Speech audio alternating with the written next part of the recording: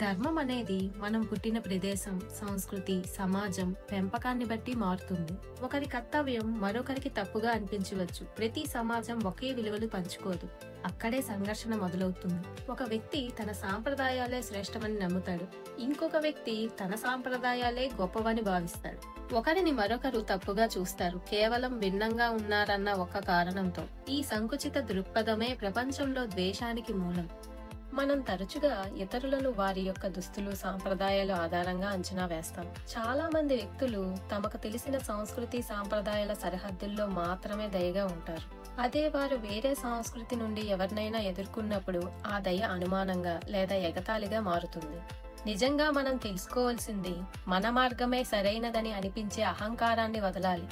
ప్రతి ఒక్కరూ ఎంత భిన్నంగా ఉన్నా వారిలో దైవత్వాన్ని చూడగలగాలి. కాలం మారుతూనే ఉంటుంది, కానీ ఒక సత్యం మాత్రం శాశ్వతం. మనసులో, మాటలో, కార్యంలో ఎవరికైనా హాని చేయకపోవడం అన్నదే నిజమైన ధర్మం.